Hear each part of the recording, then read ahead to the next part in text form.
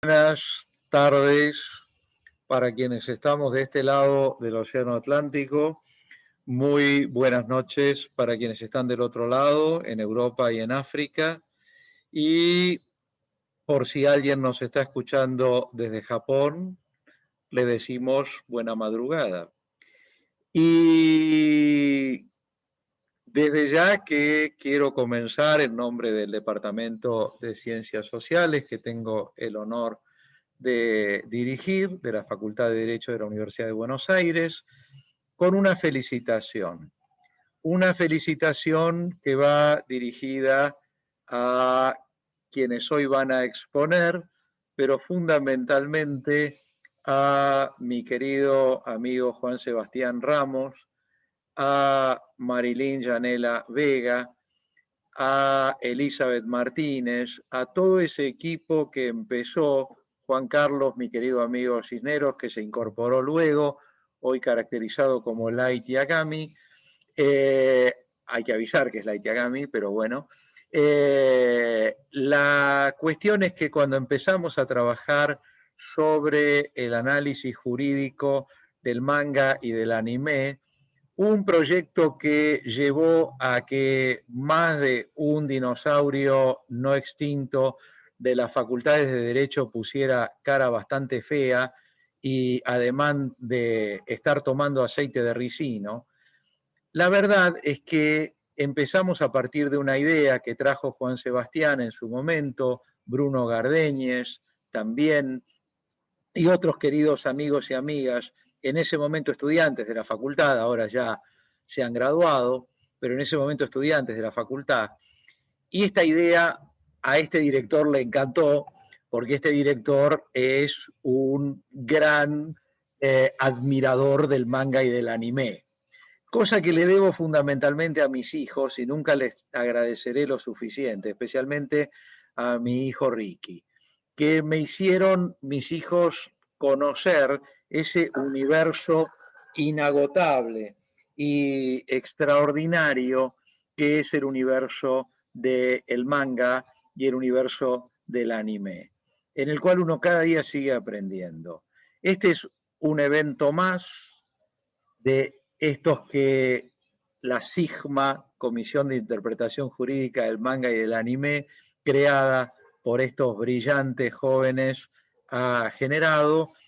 Y creo que llega la hora de un desafío, Juan Sebastián, que es el desafío de hacer el primer encuentro, el primer, no llamemos congreso todavía, pero el primer encuentro, la primera jornada internacional de análisis o interpretación, como les gusta más a ustedes, jurídica del manga y del anime. La Facultad de Derecho de la Universidad de Buenos Aires se va a sentir más que honrada, y este Departamento de Ciencias Sociales en particular, en ser huéspedes de este evento. Así que muy bienvenidas y muy bienvenidos. Vamos a pasarle la palabra a Juan Sebastián, que me parece que tiene alguna cosa también para mostrarles desde el punto de vista de la proyección. Así que, querido Juan Sebastián, adelante, tuya es la palabra. Sí, Ricardo, justo tengo que confesar una vergüenza, se me desconectó la máquina, así que necesito que me vuelva a hacer anfitrión para poder compartir pantalla.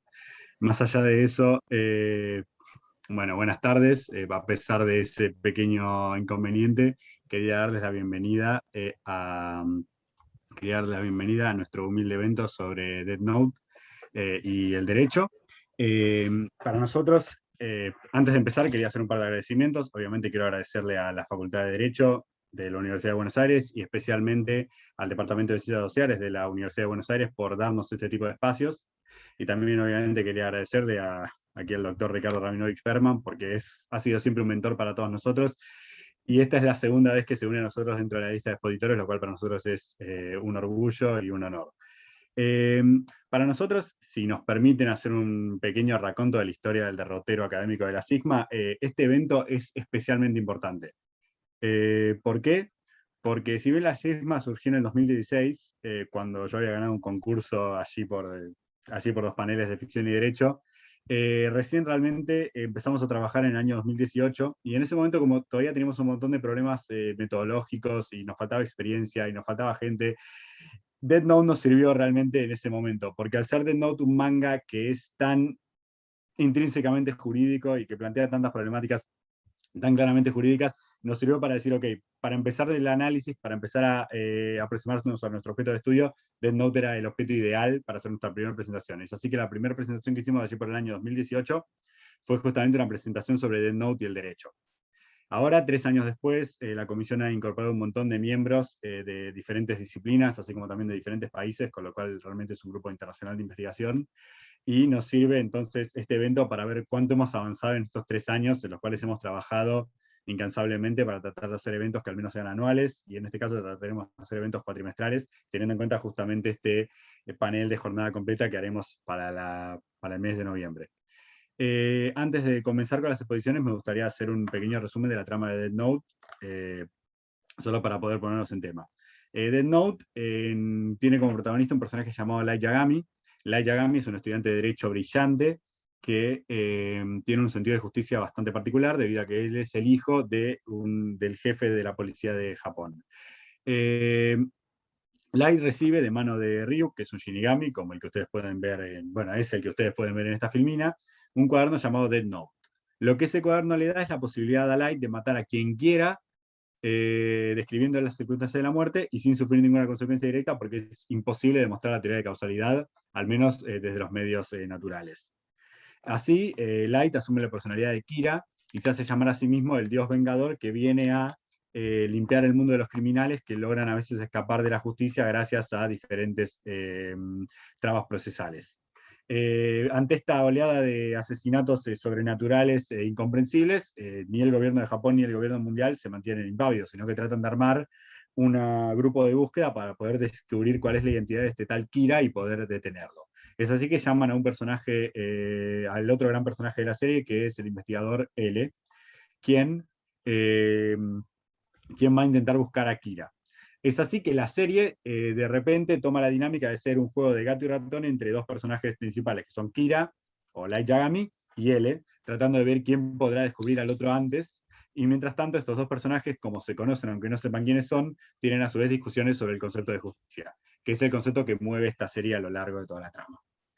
Entendiendo lo importante que son estos dos personajes, porque realmente fueron estos dos personajes los que lograron hacer que la serie tuviera el impacto que tuvo, nosotros decidimos en este caso centrar nuestro análisis en hacer un análisis de los personajes de Death Note. Para esto los analizamos desde diferentes puntos de vista, ya sea un punto de vista filosófico, un punto de vista psicológico y un punto de vista desde lo que es la antropología jurídica. Es así que cada uno de mis compañeros agarró y planificó hacer un análisis de estos personajes desde estos puntos de vista. El primer punto de vista que expondremos será el punto de vista filosófico y a su vez también teológico, que es cómo Light Yagami, cuando se consigue a sí mismo como el dios del nuevo mundo, ¿cuál es el nuevo mundo que él se plantea hacer? ¿Es realmente Light Yagami un dios por las habilidades que le concede la serie? Bueno, para responder estas preguntas le cedo la palabra a la doctora Yanela Marilín Vega, quien es abogada graduada de la Universidad de Buenos Aires y quien en este momento está cursando el profesorado de Ciencias Jurídicas. Así que Yanela, tú tienes la palabra. Buenas tardes, quiero saludar a todo el Departamento de Ciencias Sociales y a la Facultad de Derecho. Muy agradecida al doctor Ricardo Rabinovich por los espacios que nos permite utilizar y esta investigación tuvo un gran alcance, ya que es preguntarnos muchas veces qué es lo que buscaba Light con esa visión de ser el dios del nuevo mundo. Empecemos diciendo que Death Note le propone al espectador involucrarse con el protagonista Light Yagami y también preguntarse qué pasaría si este tipo de realidad sería plausible.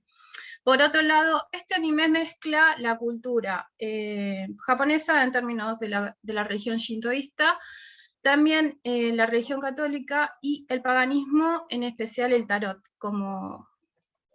Y empecemos por el título, ¿qué es lo que pensé cuando me planteé este tipo de análisis? Y la verdad es que el público cuando termine del evento se va a responder solo por qué el dios del nuevo orden jurídico. Empezamos por el opening. Ustedes pueden ver por la filmina, en el lado izquierdo tienen al logo de Death Note, que tiene la cruz en manera horizontal. Eso tiene una significación y dice que cuando Jesús fue bajado de la cruz, el Mesías había cumplido con lo que había prometido, que era la salvación del pueblo israelita. Por otro lado, las manzanas van a tener una gran relevancia, y las manzanas no han sido solamente cuestiones del pueblo de Israel, sino también vienen de los griegos, de que ellos creen que es el cambio, la inmortalidad también. Los germanos también creían en la inmortalidad de las manzanas.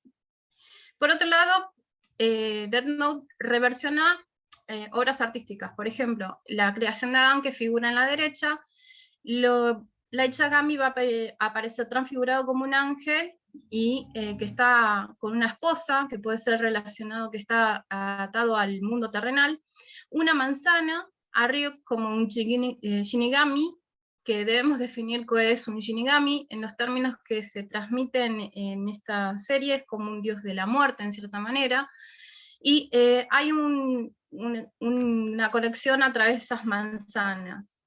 Las manzanas siempre estuvieron vinculadas con el mito de Adán y Eva, principalmente para Occidente, que quiere decir que están relacionados con lo prohibido, con lo científico. Por otro lado, tenemos a la luna dorada. La luna dorada es una luna gigante que aparece una vez al año, que hace que los agricultores trabajen más por la cantidad de luz que emiten, y por otro lado ese día los cazadores salen a acechar a sus presas. Y lo que hace esto, que es como una representación de la divinidad, de vuelta de la paz, la serenidad, el cambio, es siempre la premisa de Death Note, es el cambio y un nuevo mundo. Las manzanas coloquialmente nos remiten al mito de Adán y Eva, como les dije, pero también aparecerán otros simbolismos, como las aves o las palomas, que remiten al mito de Francisco de Asís, y también aparece esta figura de la Virgen de la Piedad, que está en el Vaticano, en la cual podemos ver a una de las protagonistas, que es Naomi Sora, que sostiene a su prometido Rey Pen, que va a ser el primer mártir que va a asesinar Light Yagami, ya que es uno de los agentes del FBI que los venía persiguiendo y posiblemente cazándolo. Por lo tanto, fue la primera víctima no fuera de los cánones que él se había planteado, de solamente castigar a aquellos que incumplieran con la norma. Por otro lado, tenemos a Ryuk, que tiene el aspecto de un cuervo, que dentro de la cultura shintoísta se los tiene como los mensajeros de Dios, y no es muy alejado pensar que Dios estaría con un cuervo de su mano. Por otro lado, también podemos verlo a Light en esta filmina, que está iluminado como un salvador, podemos decir como la luz, como aquel que le va a brindar a Misamane la salvación. Y en el último que aparece imagen del opening, podemos ver que él desciende de los cielos, y es una transfiguración de la pintura de Rafael, en la cual podemos ver a Jesús descendiendo de los cielos, y aquí también podemos verlo, pero con las manos extendidas hacia abajo, que tiene un simbolismo generalmente atado a lo terrenal o a lo mundano. Por otro lado, el mangaka hizo también una reversión de esto, y pueden ustedes ver al dios sosteniendo una Death Note, a los que están en el medio, que pueden ser los que pueden ser juzgados, y por otro lado tenés a los que supuestamente lo están alabando, admirando su gloria, que se va a remitir a la carta del tarot del juicio. ¿Por qué utilicé la carta del tarot? Porque uno de los personajes, Nier, las usa muchas veces para pensar y analizar. Entonces me pareció justo decir que este juzgamiento implica un cambio, una ruptura con lo antiguo, un nuevo mundo. Entonces, no es coincidencia de que siempre nos estén remitiendo de que es un nuevo cambio, una nueva perspectiva, un nuevo mundo. Y por otro lado tenemos esta reversión de la parábola que cuando Jesús le lava los pies a sus apóstoles, supuestamente él le está secando los pies a Light, como reevidenciando que es un Mesías, en cierta manera. Por eso Light Yagami nos va a hablar en un momento que quiere reencarnar la visión de un Dios que está juzgando y está vigilando. Entonces lo saca al Dios que muchas veces lo tienen en la actualidad como una postura asistencialista contenedora, para ser un Dios presente y castigador. Por eso decidí tomar, dentro del marco de la Biblia, este versículo que dice que ocupaos en vuestra salvación con temor y temblor, porque Dios es el que en vosotros produce así el querer como el hacer por su buena voluntad. Implicando de que nosotros actuaremos de forma correcta siempre y cuando alguien nos esté vigilando. Pero definamos qué es un Dios, porque en muchas culturas se define de diferente manera. Yo voy a tomar la cultura occidental, ya que se presentan cruces y hay como una referencia al monoteísmo, entonces diré que un Dios es aquel que es el creador del universo, y que además es alguien que posee ciertas capacidades especiales, además de que se le rinde culto. ¿Y cuáles son los atributos de Dios? Dentro del enfoque occidental, la que va a definir qué es un Dios no es un autor, sino va a ser la propia Biblia. Y la Biblia lo va a definir en diferentes versículos, que los vamos a pasar a leer. La omnipotencia vamos a definirla como la capacidad de poder realizar actos de forma racional o irracional, física o físicamente imposibles. La omnipotencia la podemos ver en Daniel y en Mateo, en la cual dice que a Dios nadie le puede decir qué es lo que tiene que hacer, ni cuestionarlo, y Jesús mismo nos dice que si hay algo imposible para Dios. La omnipresencia se va a definir como la posibilidad de estar en todo tiempo y en todo lugar. Entonces, en Jeremías lo definen, en Proverbios también, diciendo que no hay lugar donde podamos escondernos de la mano ni de los ojos de Dios. La omnisciencia es aquella capacidad de conocerlo y saberlo todo. También en Primera de Juan y en Primera de Reyes se define qué es la omnisciencia. Y es solamente Dios el capaz de conocer el corazón del ser humano, la mente y sus verdaderos sentimientos frente a una circunstancia. La omnibenevolencia, que es otra característica, es la capacidad que tiene Dios de amar a todos nosotros. Esto se va a ver en Tito y en Gálatas, y dice que nosotros somos un reflejo de la bondad de Dios. Entonces, empecemos con el análisis del nuevo orden jurídico. Las 4 bases en las que apoyará ese nuevo orden jurídico va a ser la legalidad aparente que va a obtener de la opinión pública. Por otro lado, nacerá a través de la crítica al sistema de justicia japonés, y por otro lado, la recreación del sistema procesal penal japonés. La opinión pública puede parecer algo muy moderno, pero no, nació en el siglo XVII, y se entiende como, si analizamos su etimología, es opo, que quiere decir opinión, y populus, de los mercados, de la opinión pública. Por otro lado, eso remite directamente a la visión de lo que teníamos en Roma, que hablaban de los potestas y las autoritas. Lo que va a hacer la Yagami va a ser utilizar ese tipo de sistema de la opinión pública para sostener su postura de salvador, que es lo que hace que tenga mucho peso a nivel social, y que le den una legalidad aparente que no es legitimidad, que le tendría que dar la legitimidad estatal, a sus actividades. Entonces tomamos una frase que nos pareció un poco controversial, pero es muy allegada cuando dice: con el hábil y sostenido uso de la propaganda, podemos hacer que la gente piense que está en el paraíso, aunque en realidad esté en el infierno. Entonces, que fue de Adolf Hitler. Este tipo de pensamiento es hacer que la opinión pública, frente a ciertas circunstancias, avale y certifique que estas actividades son lícitas y que están realmente en favor de la sociedad presente. Por otro lado, va a utilizar la codificación jurídica, que es el lineamiento de los códigos japoneses.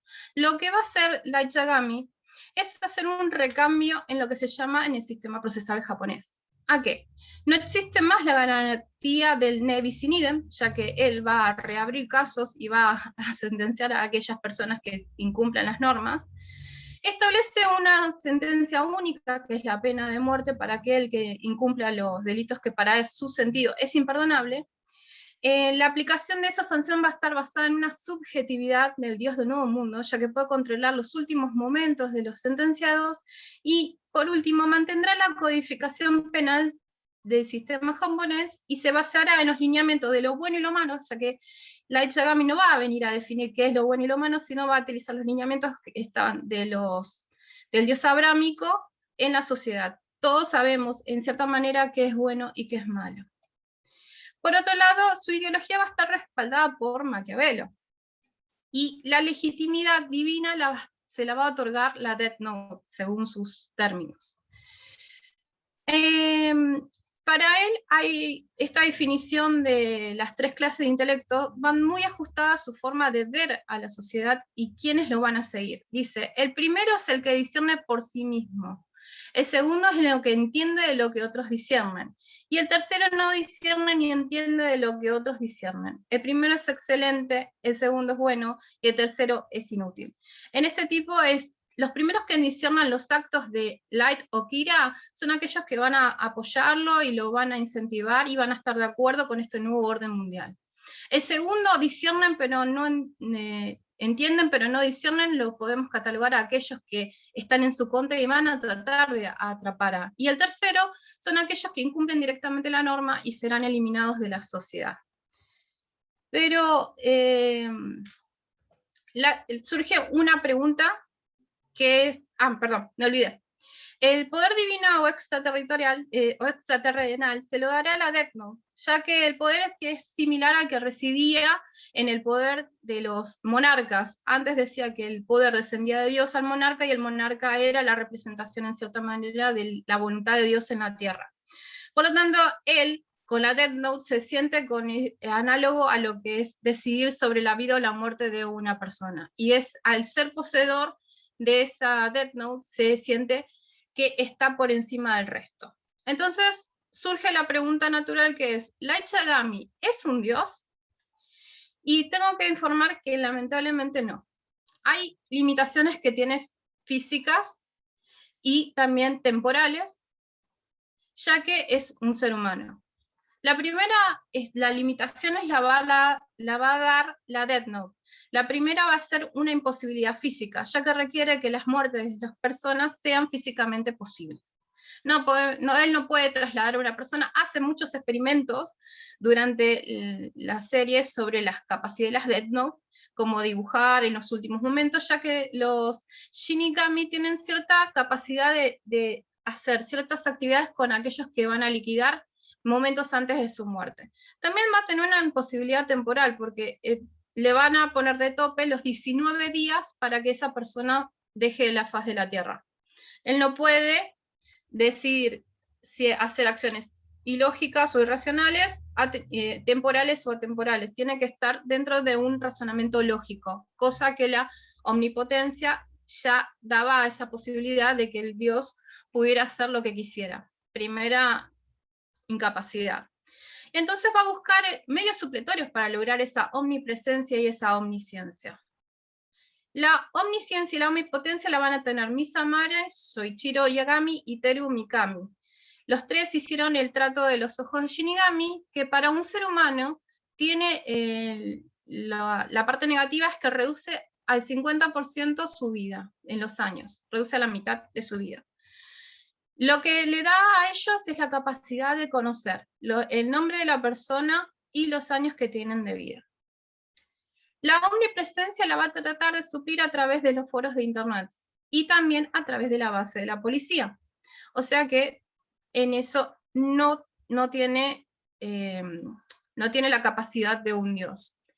Quiero que observen estos últimos momentos de Light cuando es que termina su vida. Él se ve a sí mismo antes de la Death Note. En el medio tenemos a Ryuk, que está escribiendo su nombre tal como se lo prometió el primer día que lo conoció. Y finalmente, como un mortal, se le para el corazón por su querida Death Note. ¿Quién es un verdadero dios en los términos de Light Yagami? Si lo definimos en los términos de Light Yagami, es aquel que tenga los ojos de Shinigami, aquel que goce de la inmortalidad en términos de muchos años de vida, y aquel que posee una Death Note. ¿Quién va a ser la diosa del nuevo mundo en síntesis? Es Misa Amane, ya que ella posee los ojos de Shinigami, la inmortalidad, ya que 2 Shinigamis le dieron sus años de vida y posee una Death Note. Muchas gracias por su tiempo.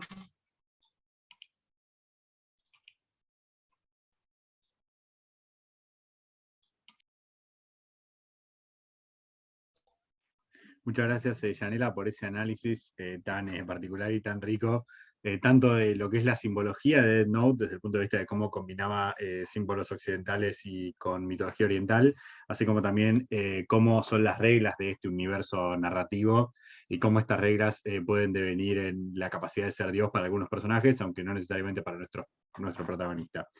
Ahora, como ustedes han podido deducir de esta presentación, nuestro protagonista Light Yagami tiene ciertas ideas bastante particulares, por no decir bastante peligrosas incluso, y para poder entender el por qué este personaje tiene esas ideas tan particulares y se mentaliza con el potencial de poder llegar a ser un dios, era necesario hacer un análisis desde el punto de vista de la psicología, para entender si Light Yagami presentaba algún trastorno que justificara esta forma de pensar, y además de si este trastorno que él presentaba actuaba de cierta manera como un atenuante de las acciones que él cometía, que en muchos casos podían ser clasificadas como acciones criminales. Para hacer este análisis del perfil psicológico de Light Yagami, así como también del perfil psicológico de L, que es el otro personaje que también es relevante hacer un análisis, se ha encargado de esto la doctora Elizabeth Martínez, quien es abogada y psicóloga, es abogada por las SMAG y es psicóloga por la Universidad de Nariño, y quien además, dicho sea de paso, fue la primer miembro internacional de la comisión allí por el año 2020, quien se ha dedicado a hacer un análisis psicológico jurídico de Light Yagami. Así que, Elizabeth, te cedo la palabra para que les muestres a nuestros invitados este análisis. Elizabeth, tienes la palabra. Vale, si me permite compartir la pantalla. ¿Sí me escucha? Tendrías, querida, ¿Me permite compartir la pantalla? querida Elizabeth, o debo referirme a ti como Ryuk, tendrías que poder compartir directamente porque eres coanfitriona. No, no me habilita. No. A ver, está ningún deshabilitado. problema. Dame un segundito. No, Yanela, tranquila, ¿me puedes tranquila. compartir tu...? Tranquila, que ya mismo te pongo para que compartas. Vale. A ver. Ya veo por qué no estás. Listo. Ya puedes compartir pantalla. Vale, muchas gracias. Al contrario. Bueno, primero que todo quiero agradecer al doctor Sebastián Ramos, al equipo de Sigma, a la Universidad de Buenos Aires y a nuestro queridísimo doctor Ricardo Rabinovich, que nos brindan estos espacios de conocimiento. Para el día de hoy voy a hacer el análisis jurídico de mí.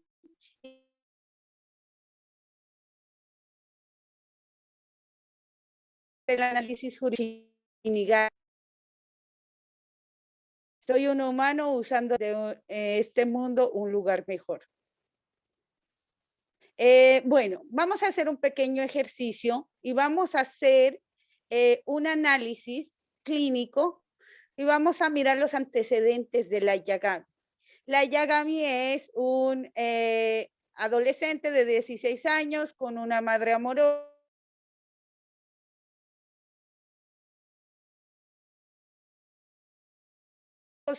Chihiro Yagami.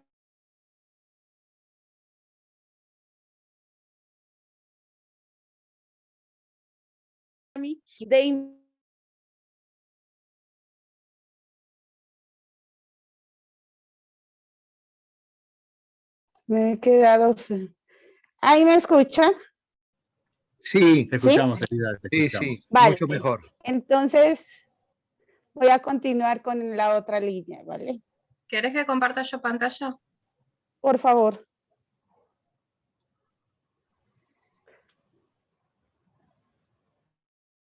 Bueno. En la tercera diapositiva.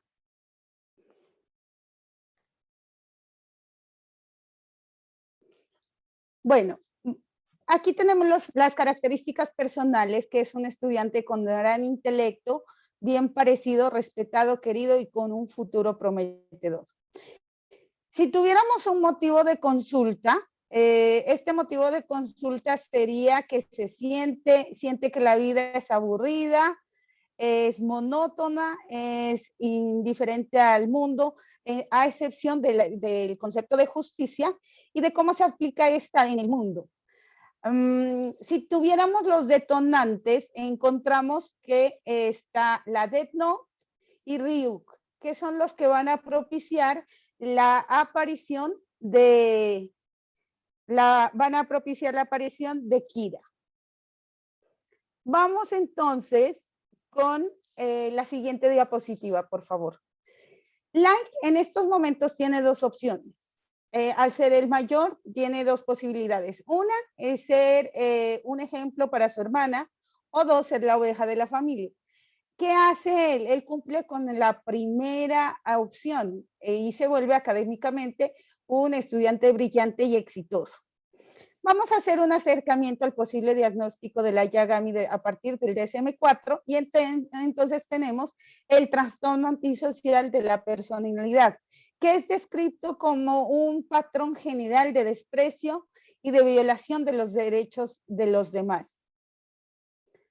También muestra unas características, el DSM-4 muestra unas características para diferenciar dos patologías que generalmente se confunden, que es la psicopatía y la sociopatía. La siguiente, por favor.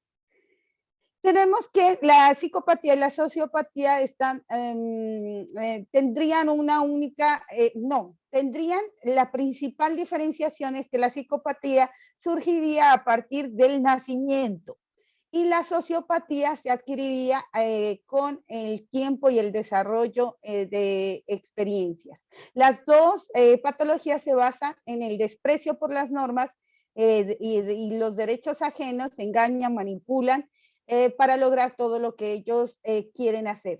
No necesariamente son violentos. Siguiente. Además, tenemos que la sociopatía tiene como base la impulsividad, pero el psicópata muchas veces va a planificar sus actos. El psicópata carece de empatía, pero él va a poderse desarrollar dentro de un medio social, porque va a poderse camuflar.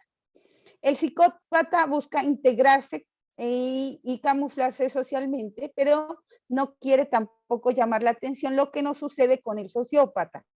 El sociópata es un poco más difícil de camuflarse. Siguiente.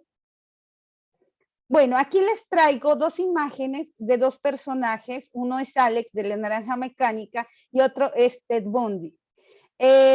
Para hacernos una imagen más clara de la diferencia de un sociópata y un psicópata, quiero llamarle la atención en este sentido. Los sociópatas generalmente utilizan a una persona o a un medio para cometer su acto placentero. En este caso, la Yagami utiliza a la imagen de Kira para cometer su actividad placentera.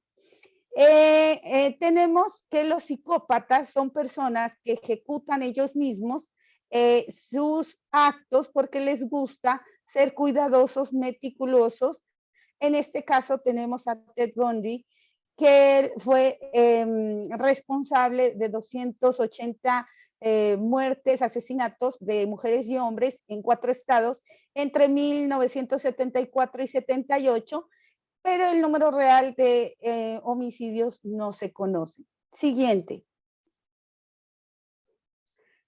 Bueno, ahora bien, vamos a ver un posible diagnóstico de acuerdo al psicoanálisis. ¿Cómo lo interpretaría el psicoanálisis a esta psicopatía? Lacan dice que Lai se identifica con su rival en este caso es su padre. Por eso, esta es la causa de que Lai quiera hacer la justicia. Este sería considerado el ideal del yo.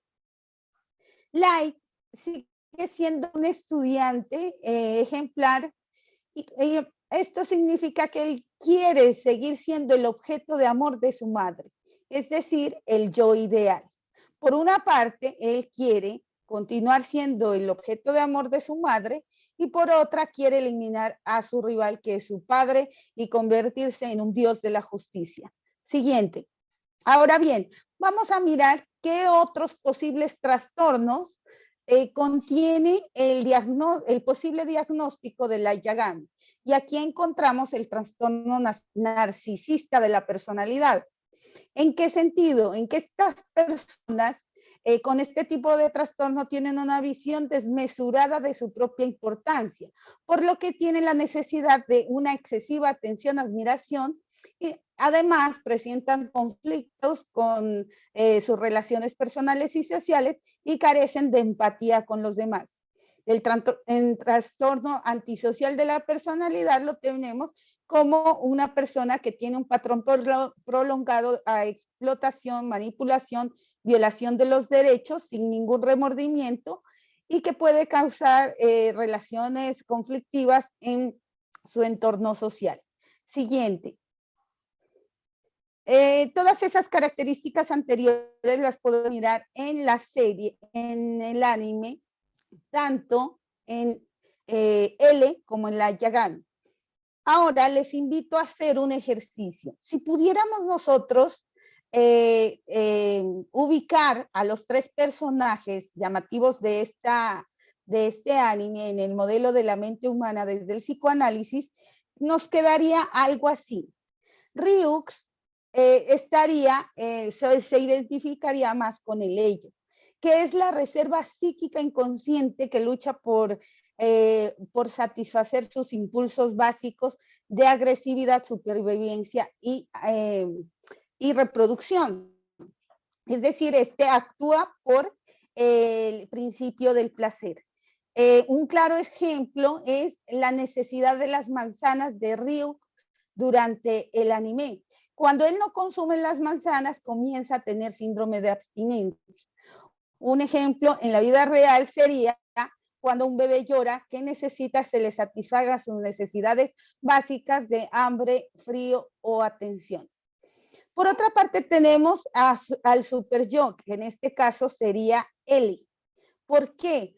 Porque maneja más el principio de la realidad, busca la satisfacción del ello, pero de un modo más realista, más a futuro. Él evitará el dolor y la destrucción. Finalmente, a la Yagami lo ubicaríamos como el yo, que es el comportamiento que sale a la luz y que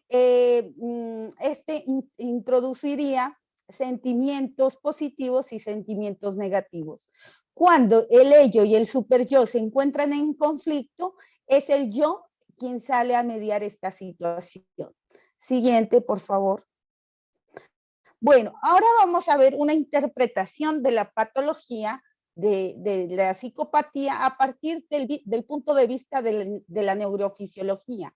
Aquí tenemos un cerebro de una psicópata y un cerebro normal, entre comillas normal. Encontramos dos características. Una, la amígdala es 17% en promedio más pequeña que lo normal. ¿Esto qué significa? Que la amígdala es la que regula los sentimientos y el control de emociones. Al comunicarse con esta parte medial prefrontal del córtex. Al no poderse comunicar, sería la explicación de por qué los psicópatas no pueden expresar sus emociones ni generar empatía con las personas. Siguiente. Bueno, por otra parte vamos a encontrar al némesis de la Yagami o Kira. Este es L. Si nos ponemos a observar el comportamiento de L, miramos que tiene una lógica de psicópata, pero tipo militar, que es más a los objetivos, con estrategias, con el objetivo de apoderarse de un territorio o de cumplir ese objetivo. Aquí miramos en el anime que L cuenta con el apoyo nacional e internacional de los gobiernos con el objetivo de cazar a Kira.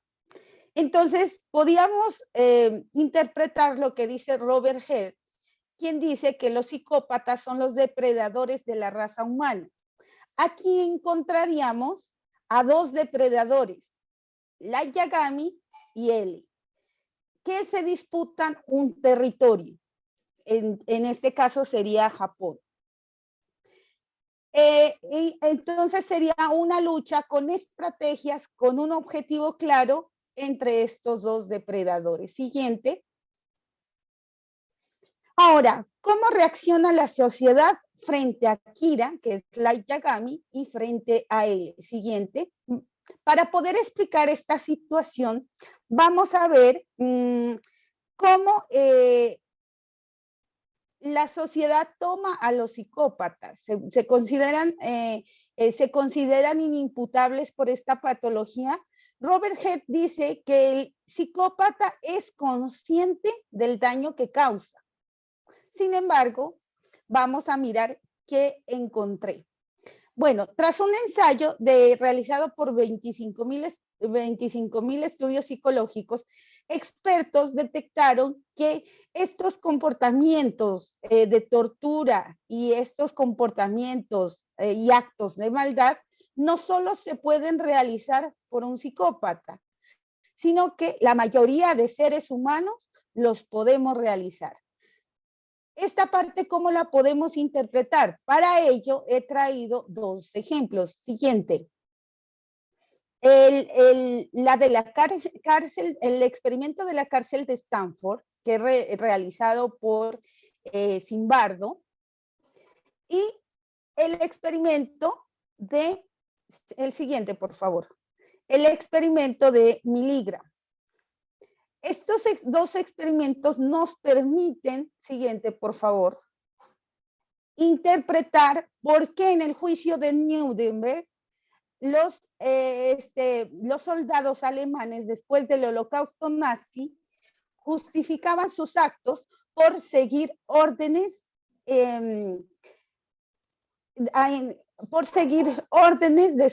de sus superiores. Entonces, ¿qué logra probar Milgram con su experimento?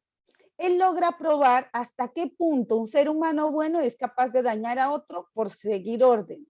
Y Zimbardo logra probar de hasta qué punto una persona buena puede cambiar de acuerdo al rol que estuviese desempeñando.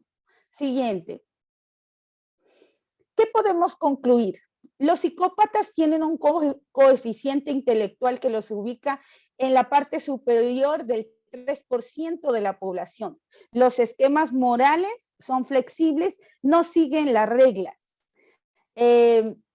Por ende, van a manejar este sistema, este orden. Siguiente. Aquí les traigo dos ejemplos. Los psicópatas como seductores, manipuladores, y la sociedad como algo fascinada a este tipo de personas. Recuerden que los psicópatas siempre se van a ubicar en posiciones de poder y en posiciones que manejen muchas personas. También tienen muchas veces la idea de cambiar al mundo por un mundo mejor, tal como lo hace Light Yagami. Aquí tenemos dos ejemplos. Issei Sagawa, que es el caníbal de Japón. Él era un profesor en una universidad en París de literatura inglesa, y él se obsesionó por una holandesa, la asesinó y se la comió. Fue juzgado en Francia, fue declarado inimputable y posteriormente fue extraditado a Japón, en donde estuvo 15 días en la cárcel y luego salió convirtiéndose en una celebridad. Pasa como comentarista en programas de televisión y escribe libros. Aquí también tenemos a Nevada Tan. Nevada Tan es una niña de 11 años quien degolló a su compañera de 12 años, y cuando la policía llegó a ella, ella preguntó, ¿estoy haciendo algo malo? Esta chica se convirtió en la asesina más famosa de este país y tiene un ejército de fans, de tal manera que hicieron su propio manga, su propio anime, y tiene una película. Quiero dejarles finalmente, siguiente, con las siguientes frases. Mírame con desprecio, verás un idiota. Mírame con admiración, verás a tu señor. Mírame con atención, te verás a ti mismo. Charles Manson. Es frustrante ver un mundo de personas que se quejan, pero los idiotas que la intentan cambiar el mundo son muy interesantes. Ryuk. Te encontraré y acabaré contigo porque yo soy la justicia, Light Yagami. Estas son frases que se repiten en el transcurso del anime. Muchas gracias por escucharme.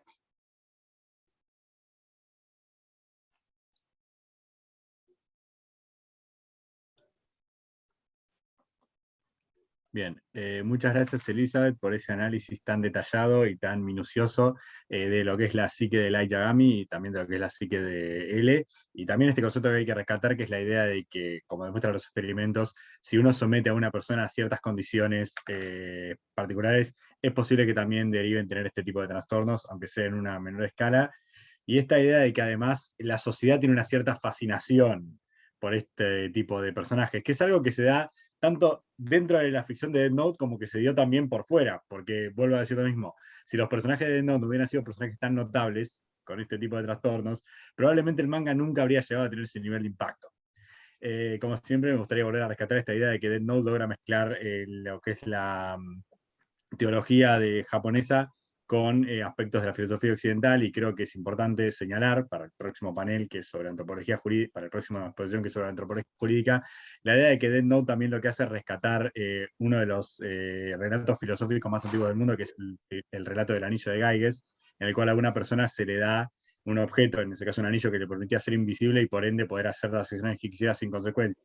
La Death Note también da un poder similar al permitir a una persona asesinar a otra persona sin sufrir ningún tipo de consecuencias, y en ambos casos lo que vemos es que dar estos poderes sobrehumanos a humanos derivan en tener personas que terminan incurriendo en fines maléficos, y sobre todo si tienen algún tipo de trastorno, como ocurre en el caso de Death Note.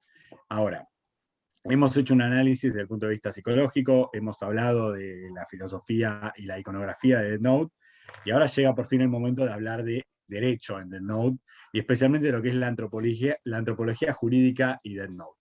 Cuando hablamos de antropología jurídica, lo que estamos hablando es de una ciencia que se dedica a analizar cómo los marcos normativos influyen en la sociedad.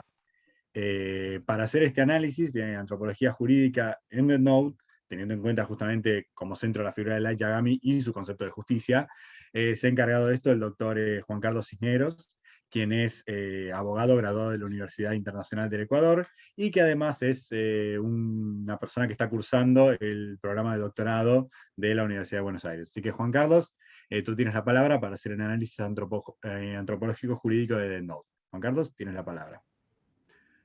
Perfecto, Sebas, muchas gracias.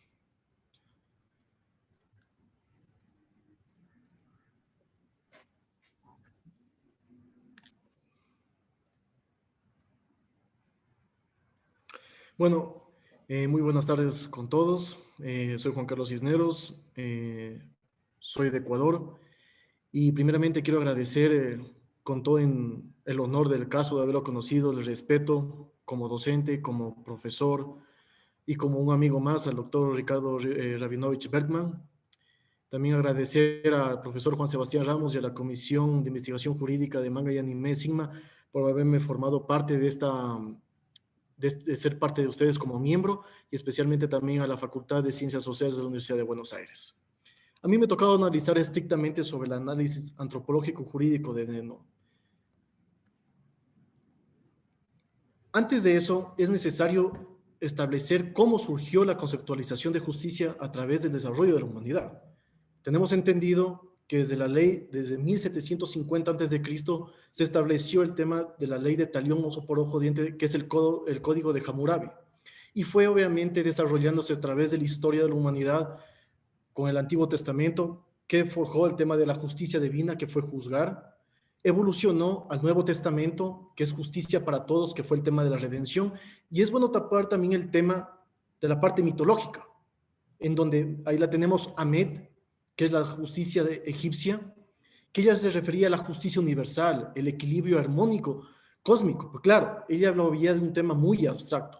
Sin embargo, esto fue evolucionando, y la tenemos a Temis, que es la justicia griega. ella ya incorporó una conceptualización a través de la ley de la naturaleza, estrictamente basándose en lo que es la justicia y la equidad, y relacionándose con Justitia, que era la justicia romana en su tiempo, y ella anclando la conceptualización de la ley de la naturaleza de Temis, ella ya evolucionó el concepto y lo puso en un tema moral, en donde era el tema de la imparcialidad.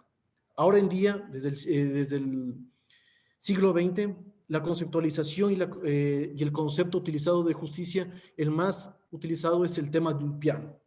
¿Qué es? La justicia es la constante y perpetua voluntad de dar a cada uno su propio derecho. Ahora bien, voy a hacer una pequeña introducción. Estéticamente, Death Note es un anime de tipo seinen, por la complejidad y profundidad psicológica de las personas y por los conceptos que se mencionan: justicia, libertad, ética y moral. Ahora bien, hay que considerar que son conceptos bastante maduros y que demuestran el gran impacto que infunden en las personas dentro del orden y control social, es decir, decidir entre lo bueno y lo malo. Empecemos con Light Yagami. Light Yagami pretende ser el dios del nuevo mundo, Kira asesino. Un mundo donde solo habite gente de buenos pensamientos y que no cometa acciones malas, es decir, un mundo ideal y justo. Primer análisis de la antropología jurídica según Death Note. Dios. Según Kira, él quería ser un dios que juzga a los malvados y protege a los puros. Es decir, como lo explicaban mis anteriores compañeras, basado en un dios occidental. Sin embargo, esto hay que definirlo con tres observaciones. El primero, Kira quería ser, o Light, quería ser un dios desde el aspecto psíquico y psicológico de lo que es justicia como tal. Es decir, él se refería a un dios de una forma fría y analítica, de un dios greco-romano de una manera metafórica y no literal. ¿Por qué? Porque él no quería ser un dios físico. Él quería implementar una semilla en la conciencia, en el pensamiento de las personas de lo que era su propia justicia. Ahora bien, él más allá de eso quería convertirse en la encarnación viva de la justicia divina para limpiar el mundo. ¿Por qué? Porque él tenía la idea de que en el mundo había incredulidad, la justicia estaba obsoleta, la criminalidad aumentaba y en sí las personas veían que cometer actos criminales estaba bien. Y a fin de cuentas, él lo denominó como un mundo podrido. Ahora bien, hay que analizar un punto, el tercer punto más, creo que es el principal de todos, es esta conceptualización en que Light le da a Ryuk. Fíjate en las clases de ética que las escuelas jamás saldrá a colación el tema, ¿es lícito matar a gente malvada? Creo que es bueno hacer una controversia con lo que dijo Aristóteles. Todos o casi todos los hombres, por buenos que sean, han cometido una acción censurable. Y no hay apenas hombre que por malo que sea, no haya hecho en su vida algo bueno. Concluyamos el primer análisis. Light Kira juega el concepto de justicia aplicando la ley de Talión, desde un principio jurídico de justicia retributiva. No al máximo nivel, pero va a su línea total, que impone un castigo desde la misma magnitud del crimen, es decir, en otros términos, ojo por ojo, diente por diente. Pero Light asesina a criminales y gente que él considera que son malvados, bajo su juicio, para hacer justicia, asesinando a aquellos que se lo merecen, es la pregunta. Con el tratamiento del concepto de justicia, se vuelve a plantear la pregunta de más interés, la que más controversia nos causa. Por un lado tenemos, ¿está bien asesinar a personas malvadas? O por el otro, ¿o cómo bien nos ha enseñado la sociedad? Todas las vidas valen lo mismo a pesar de todos los actos que hayan cometido. Todo esto nos lleva a una ambivalencia de la conciencia humana, a lo que moralmente está bien o lo que moralmente está mal. Por eso es donde entra la ética pública y la ética personal. Light rompe de forma general la justicia, es decir, vulnera todas las normas jurídicas establecidas, más aún los derechos humanos. Corrompe las normas que están impuestas en la sociedad que dictan lo adecuado y lo inadecuado. Vamos con el análisis número 2. Éticamente está mal matar a los criminales, va contra los derechos humanos de la persona y es una falta a la moral pública. Sin embargo, desde el punto de vista de la ética privada, esta acción es vista por algunos como buenos ojos. Partiendo la ética es algo netamente humano que provoca un doble estándar. ¿Qué es? Públicamente se lo critica que a Akira se lo debe de enjuiciar por el tema del genocidio, pero privadamente se le pide que continúe para que baje el índice delincuencial o el índice de criminalidad. Es por eso que Light es un personaje potencialmente psicópata. Por consiguiente, desde mi óptica, genera una falta grave a la ética, a los derechos y a la justicia. Pero realmente, ¿qué mueve a Light? Esto es una parte buena de topar del anime, porque aquí entra el tema del poder. Lo único que mueve a Light es el poder. ¿Qué es el poder? Es la libreta. ¿Por qué? Porque lo puede encontrar lo que necesita, lo que él merece, lo que nunca le va a lo aburrirá y sobre todo, cumplir su objetivo, su ideal utópico. ¿Cuál es? Limpiar el mundo y sobre todo sentirse superior, demostrar su capacidad mental sobre todos. Pero lo hace por placer y consecuentemente es su propia ética, es consecuente con su propia ética, o él mismo está interiormente contraproduciendo sus fines morales de justicia. Conclusión.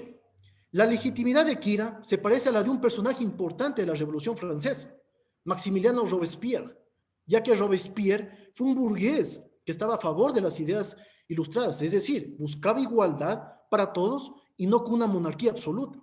Sin embargo, él mataba a todas las personas que estaban en contra de su revolución, en contra de sus ideas, o por el simple hecho de creerse sospechosos, los mataba, creando así un periodo denominado en la evolución humana de lo que ahora conocemos como el periodo del terror. Es necesario recordar también que desde la antigüedad se sabe que no es bueno que una persona concentre todo su poder, ya que puede abusar de ello. Por eso en el siglo XVIII, desde la época de la Ilustración, se empezó a criticar de manera objetiva la monarquía absoluta y se comenzó a establecer mejor y distribuir los poderes de un Estado, para que así no se concentre en una sola persona. Lo que conllevó el error de Light, que no se puede concentrar el poder en una sola persona. Las estructuras de denominación se basan en métodos inquisitivos, como lo hizo Light con la ley de Talión. No serán la solución al problema de criminalidad. Es decir, hay que visualizar que existe una dimensión del ser como tal, entre la ética pública y la ética privada, pero también hay que saber conjugar los fines de la sociedad moderna. Es sabernos controlar y saber diferenciar, obviamente, en lo que es poder y liderar y lo que es libertad y libertinaje. Ahora bien, análisis número 3.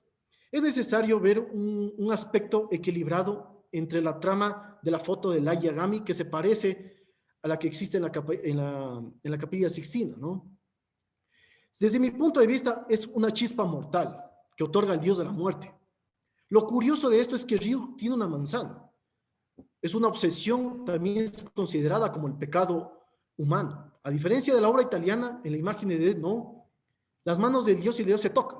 Es decir, que puedo definir o analizar que el poder del Ryu fue transferido al Light, el poder maligno, por lo cual le convirtió en Kira. Ahora bien, también hay que destacar que en la muñeca de Light hay una cadena, que pienso puede ser un significado muy profundo, que primero está encadenado y tiene un lazo no de inmortalidad, sino que lo une al mundo terrenal. Ese es uno. Y lo otro es que él no puede conceder un poder divino. Él está encadenado a ser un hombre como tal, un ser humano, y también opino que esa cadena refleja la condena que le va a traer consigo la libreta. ¿Y cuál fue la condena? La muerte, por el exceso de poder. Ahora vamos a hablar de Ryusaki, conocido como L. Voy a tomar dos frases muy controversiales dentro del anime, que es la primera. Esto no es un juicio divino, es el trabajo de un asesino infantil que juega con la retribución divina. Eso es todo. Y lo otro, cualquiera que sea la razón, el asesinato siempre está mal. Desde el punto de L, yo me voy a enfocar estrictamente al tema del Estado, el tema del control del Estado. Ese es el origen de L. El control del Estado se inicia en que todos los aparatos estatales tienen por objetivo influenciar el comportamiento de las personas, orientándoles hacia patrones de comportamiento preestablecidos a través de normas jurídicas y sociales. He aquí donde surge L. ¿Por qué? Recordemos que en el anime, todas las organizaciones estatales, todos los poderes internos de cada nación se unen para confabular y poder atrapar a Kira. entonces es en donde autorizan que un detective externo, muy aparte de cualquier organización internacional o policial interna, comienza a llevar el caso de investigación criminal de Kira. Pero, sin embargo, no hay que claro, le otorgan que todas las policías internas y todos los organismos internacionales lo ayuden. Pero la pregunta es esta. ¿El Estado reguló de buena manera el actuar de él? Hay que conceder que el Estado siempre tiene que regular el poder. Pero él tenía todo el poder, es por eso que se fue de la mano la estructura y se dejó de lado todo criterio, todo lo controversial, como lo planteaba Carl Schmitt, en lo que es la estructura del Estado, esa estructura y sociedad. Es por eso que la finalidad del Estado es coger, o el gobierno es utilizar sus facultades para impartir justicia, pero hizo lo correcto el Estado a través de él, dándole todo el poder para perseguir a alguien. Y en las sociedades modernas, en la implementación y reglamentación de normas jurídicas, reglamentaciones estatales, administrativas, ministeriales, todo se basa en algo nuevo, la justicia restaurativa. ¿Qué implica la justicia restaurativa desde el punto de vista estatal moderno o de un Estado constitucional de derecho? Es herramienta que permite crear condiciones que favorezcan el derecho de las personas, víctimas, criminales, de una sociedad en general, manteniendo la solución de conflictos, reparación de daños y reintegración del tejido social, tal y como lo explica la teoría de Stangler, la teoría de las 3 Rs. Ahora bien, con todo esto hay que analizar 2 puntos de vista muy controversiales, muy discutidos, muy polémicos. Tenemos la ideología de la justicia como tal, dar a cada quien lo que se merece, o tenemos la ideología de la pena de muerte. Son las 2 conceptualizaciones que en el mundo existen actualmente. En algunos estados del mundo la ejecutan. ¿Está bien o está mal? Cada gobierno manejará desde su óptica, sus costumbres o sus normativas legales esa visualización. Hay estados que manejan el tema de justicia como tal. Ahora bien, ¿a dónde llegamos con todo ese análisis? Lai quería persuadir, disminuir la criminalidad. ¿Lo consiguió? No lo sabemos. ¿Cometió asesinatos, genocidios? Lo hizo, porque al fin de cuentas mataba gente inocente, que nunca sabremos si fueron sentenciadas o no. Y él abusó del poder del Estado que le dio. ¿El Estado lo garantizó? No lo garantizó. ¿El Estado recurrió a un control netamente normativo? No lo hizo. Porque al final de cuentas, las garantías constitucionales y principios constitucionales se rompieron de lado y lado. Aquí les dejo para todos la pregunta: ¿qué decisión será de tomar en la actualidad, en la sociedad moderna, la justicia o la pena de muerte? Muchas gracias.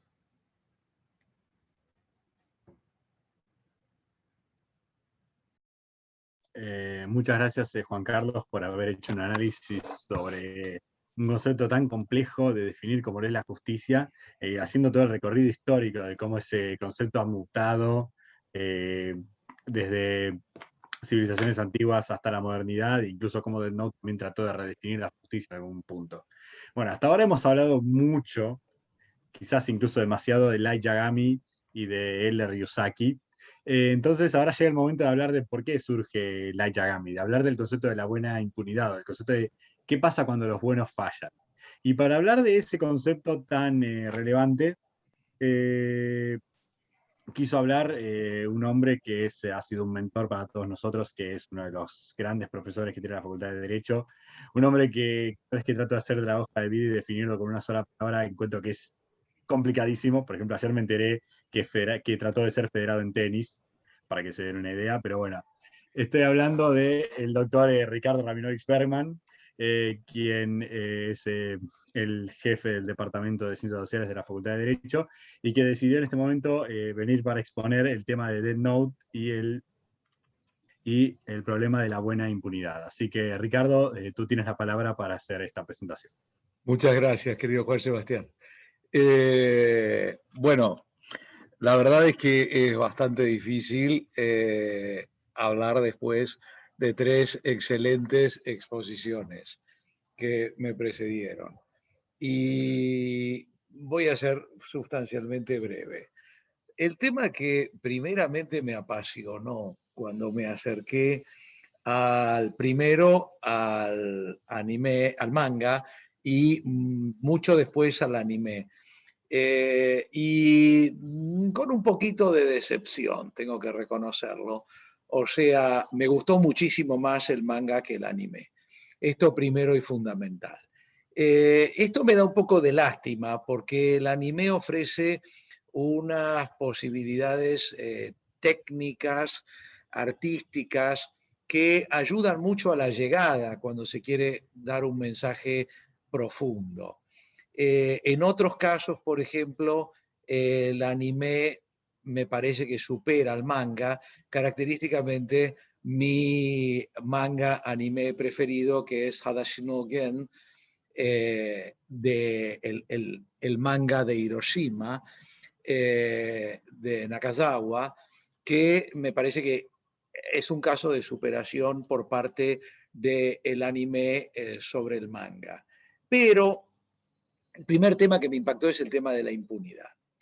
Hace un ratito, con su gran sabiduría, Juan Sebastián hablaba de la historia platónica del anillo de Giges, que siempre a uno le viene a la mente como un relato de una persona completamente corriente, completamente normal, que de repente encuentra la manera de hacerse invisible. Por supuesto que el anillo de Giges es un remoto tatarabuelo del anillo de Frodo, en esto no cabe la menor duda, y que me perdone Tolkien, pero no creo que se enojara por esto, y el anillo de Frodo también aproxima a lo que en términos Star Warsianos llamaríamos el lado oscuro.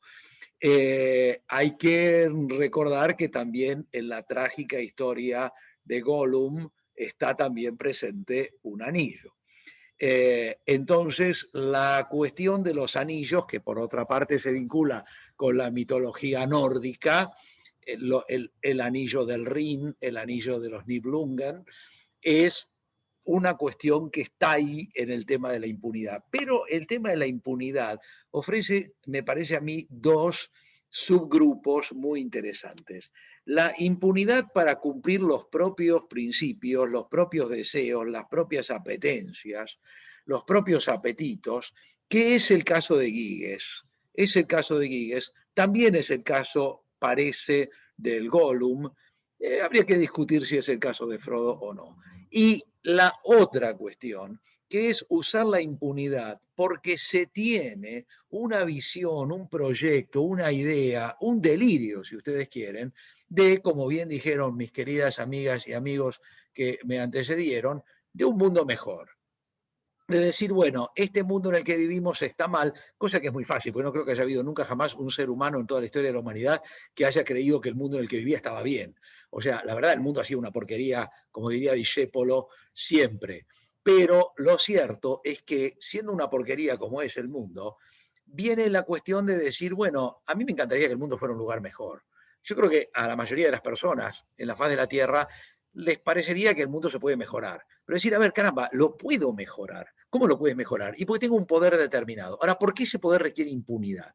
Porque aparentemente viene la cuestión de que para concretar ese mundo mejor, tengo que cometer actos ilícitos. O sea, es inevitable cometer actos ilícitos para que el mundo mejore. Entonces aparece, me parece a mí, uno de los grandes motivos para conseguir poder. Y ahí me sumo a lo que decía recién mi querido amigo Juan Cisneros y lo que dice Juan Sebastián. O sea, decir, entonces una de las razones por las cuales a lo largo de la historia las personas tratan de conseguir poder, por ejemplo, ganando elecciones democráticas o haciendo golpes de Estado o revoluciones o cualquier cosa así, es para conseguir impunidad. O sea, el poder me da impunidad. Y si me da impunidad, puedo hacer lo que yo quiera para mejorar el mundo. No necesariamente para cumplir un proyecto personal mío, sino para mejorar el mundo. Entonces, ahí me viene una pregunta personal. Digo, a ver, Ricardo, ¿no habrá algunas personas que buscan el poder y la impunidad, pero no para cumplir un proyecto personal solamente y cubrirse con el poder, sino porque creen realmente en un mundo mejor, pero no quieren obtener gobierno? Y las personas que me aparecen son los superhéroes. Entonces, yo replanteo la pregunta tan excelentemente formulada de mi directa amiga Marilyn Janela, y me pregunto si Light Yagami no es un superhéroe. Y entonces ahí me vienen otras cuestiones, porque ahí viene la temática del superhéroe con toda su riqueza enorme. La temática del superhéroe tiene un elemento central que aparece en Light Yagami. El sistema no funciona. Lo que lo ofusca a Light Yagami, que como bien lo dijeron mis queridos amigos y amigas antes, conoce la cuestión de que el sistema no funciona por su papá. Su papá, sustancialmente, es un pobre tipo. O sea, uno lo ve el dibujo del papá, las caras del papá, las expresiones del papá, y uno se da cuenta que el papá es un tipo realmente con una vida miserable. O sea, es un tipo que va de frustración en frustración. Estas frustraciones tienen que ver con que la policía no sirve para nada. O sea, a ver, estamos de vuelta en Gotham City, estamos de vuelta en Ciudad Gótica, estamos en la policía que no sirve para nada y que tiene que proyectar la batiseñal para que venga un delincuente que lleva la cara enmascarada, que vive en una cueva, como los delincuentes tradicionalmente viven en cuevas, como los de Alibaba y demás, y que salga y sin respetar ningún principio, haga que el sistema que no funciona, por lo menos dé algún resultado. Entonces me encuentro que Light Yagami tiene esta experiencia de la frustración que se ve en esos retratos que aparecen de delincuentes, dicho sea de paso, César el Hombroso puro y básico. Si ustedes miran los dibujos de los delincuentes que aparecen en el manga, es César el Hombroso y la idea de las características faciales de los delincuentes natos, muy, muy claramente. O sea, no hay un solo tipo entre esos delincuentes que sea, diríamos, lindo, ¿no? Son todas caras tétricas, terribles, caras de personas que si se te suben al ómnibus tú te bajas. Bueno, entonces, personas con las que no compartirías el asiento en un avión ni que fuera el último lugar para volar en tu vida. Él va entonces a comenzar, y fíjense que es extraordinario, el caso de la chica a la que van a violar. Este caso es extraordinario porque lo empuja a él y decir, no, a ver un momentito, van a violar a esta chica, yo puedo evitar que violen a esta chica, ¿quién no lo haría? Y entonces yo te pregunto, porque Janela Marilyn decía, yo les pregunto, bueno, yo también voy a tomar esa misma posta y decir, entonces yo les pregunto a cada una y a cada uno de ustedes, si tuvieras el Death Note y ves que van a violar a una pobre chica que va caminando por la calle y vos podés evitarlo, decime, ¿acaso no lo evitas? ¿Acaso no lo evitas? Mirá, yo lo evito. Yo le pongo el nombre del tipo en el Death Note y que se muera. Lo lamento. Esto hace que vos tengas una empatía inicial enorme con Light Yagami. O sea, Light Yagami pasa desde el primer momento a ser un personaje simpático. Fíjate que su opositor, del que ustedes también hablaron, que yo tengo la letrita acá en este momento, sin embargo, no aparece como un personaje simpático. Aparece desde el principio con características antipáticas. Es un personaje que va cambiando, está muy bien estructurado, muy bien armado. El tema de la glotonería es espectacular, realmente espectacular. Tiene un efecto disuasivo, de distracción y demás sobre el lector, pero es espectacular. Son esas pequeñas cosas. Nunca vamos a terminar de deducir cuál es el tipo de intenciones y de relación que surgen entre Misa y Light Yagami. Esto es un gran misterio. Estamos esperando Death Note 2 para enterarnos, alguien que explique bien cómo funciona el universo relacional entre Light Yagami y Misa Misa. Y no quiero dejar de perder que Misa es verdaderamente un personaje, como bien lo dijeron ahí, es el único personaje Dios de la serie, pero verdaderamente es un personaje que tenemos que, por eso la tengo acá, a Misa, porque es un personaje muy interesante, muy, muy rico y muy interesante. La gran discusión que podremos tener es desde el punto de vista de género, si es un personaje susceptible de críticas desde la situación del feminismo o no. Ese es otro tema. Pero lo que quiero volver es a que, en el caso particular de Light Yagami, su actitud parte de una evidencia de que el sistema no funciona, de que los delincuentes no son castigados, que terminan saliendo en libertad, que terminan no teniendo un castigo, no teniendo una pena y demás, y que él puede resolver esto. Y esto es exactamente lo mismo que aparece en el planteo de los superhéroes. Para terminar, yo creo que Death Note, que para mí es una joya absoluta y debería ser obligatorio en los cursos de Derecho Penal, primera parte, y sobre todo de Filosofía del Derecho Penal. A mí me parece increíble que los profesores de Filosofía del Derecho Penal no den a Death Note como un elemento de lectura obligatorio. Parece mucho más importante y mucho más efectivo para que lo lean y lo vean los estudiantes que mandarlos a algunos tratados de derecho penal o de filosofía del derecho penal que fueron formulados en contextos que son completamente ajenos al estudiantado nuestro actual. Pero a lo que voy, para cerrar, es a que Death Note para mí entra dentro del periodo de replanteo del superhéroe.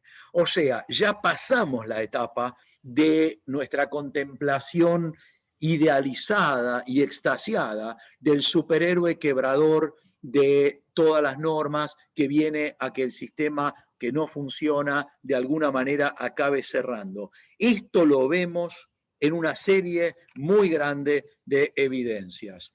Voy a mencionar dos que me parecen imperdibles. La primera es la referencia a Superman Red Sun, Superman el Hijo Rojo, que me parece que es una de las más extraordinarias piezas para pensar y repensar la cuestión de los superhéroes que se hayan hecho hasta el día de hoy. O sea, ese Superman soviético que además también, fíjense, que quiere hacer un mundo mejor y para eso coloca unos implantes en el cerebro de las personas que no están de acuerdo con el comunismo, incluido el pobre Batman. Esto es algo que también entra dentro de este sistema, pero que te está mostrando a un Superman comunista, heredero de Stalin, o sea, algo muy interesante, sobre todo si sabemos que Superman apareció deteniendo a Hitler y a Stalin en su primera aparición como un cómic. Y finalmente, los acuerdos de Sokovia. O sea, yo creo que el día que se firmaron los Sokovian Accords, los acuerdos de Sokovia, es el día en el que el superhéroe termina de replantearse. Y termina de replantearse en el sentido de decir, mire, estamos realmente cansados de asumir que los sistemas jurídicos que hemos construido no sirven y necesitamos de Superman, necesitamos de Batman, necesitamos de Linterna Verde, necesitamos del Capitán América para que los sistemas realmente funcionen. Y yo creo que Light Yagami se inscribe en este momento de replanteo y reformulación de la figura del superhéroe. Eso es lo único que quería decir. Muchísimas gracias.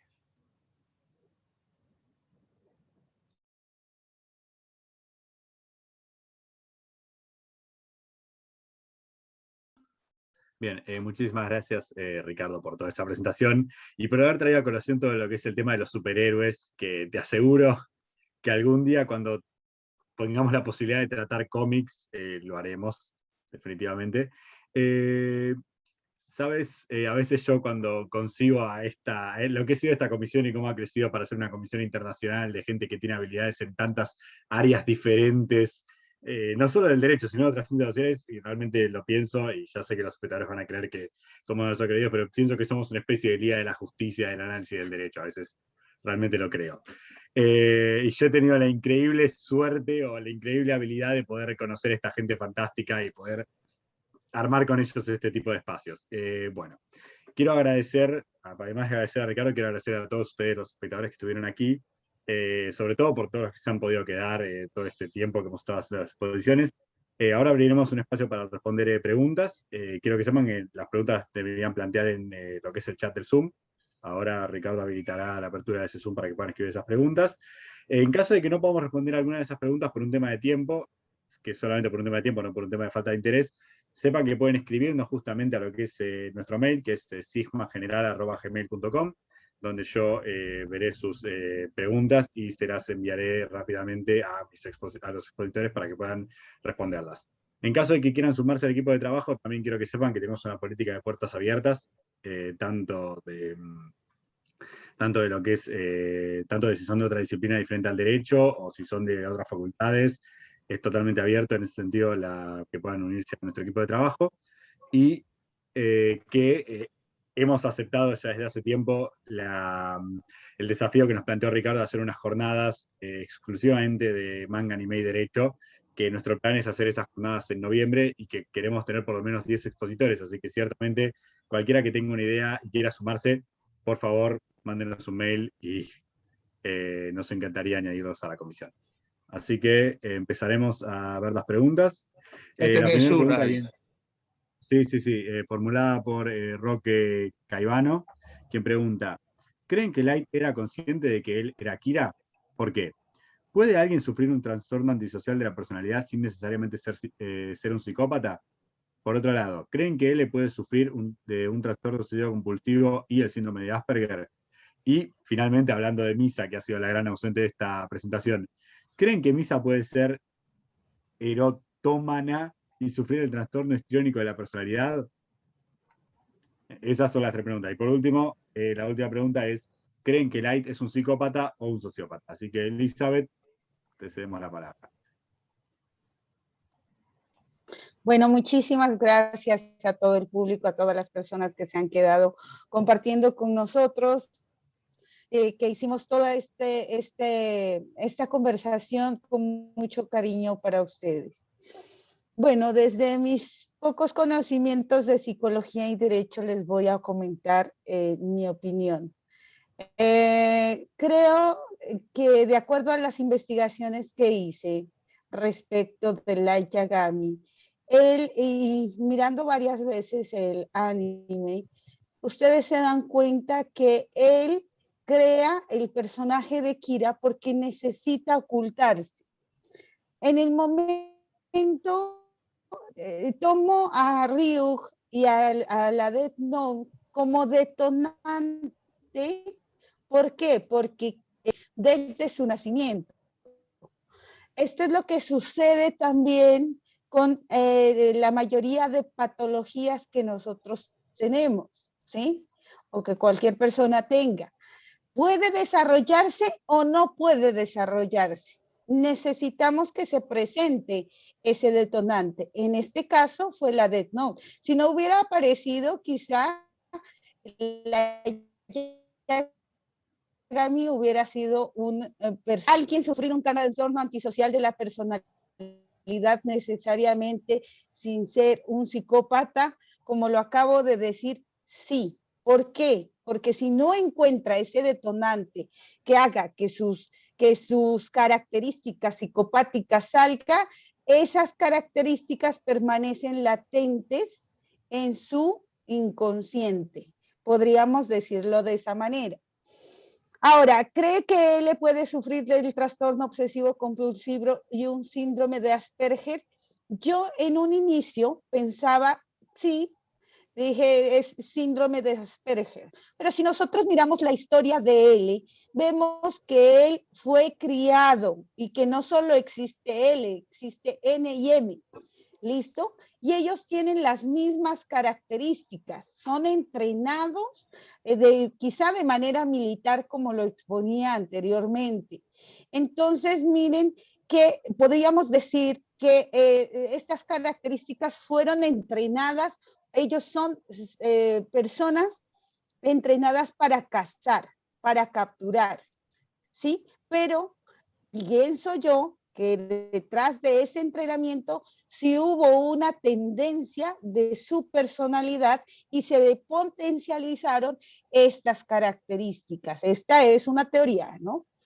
Ahora bien, con respecto a Misa Mane, que puede ser erotómana y el trastorno histriónico, sí vemos, pero retomando y mirándola desde el punto de vista de la psicopatía, por todas las cosas que ella hizo, miramos que efectivamente ella requiere mucha atención, requiere, es más que histriónico de la personalidad, yo diría narcisista y ególatra, que son dos características pertenecientes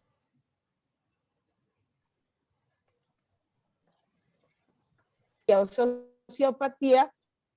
En primer lugar, para mi opinión, tendríamos que hacerles una prueba de psicológico, que no lo podríamos hacer.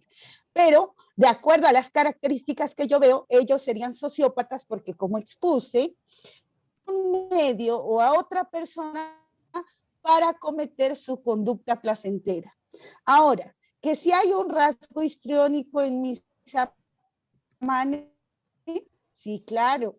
Todas, podríamos decir que la mayoría de actrices o de personas de la farándula tienen un rasgo histriónico, por eso se les facilita desenvolverse en este medio. Y ella, veíamos que era una modelo, una cantante y demás. Entonces, ¿creen que Light es un psicópata o un sociópata?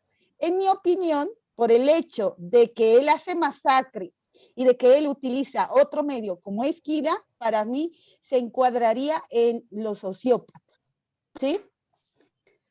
Espero haber respondido sus preguntas y muchas gracias, me parecieron muy interesantes. La siguiente pregunta es, ¿cuál es la interpretación de la glotonería de L que mencionó el doctor Rabinovich? Me quedó una duda, de Soledad Sánchez.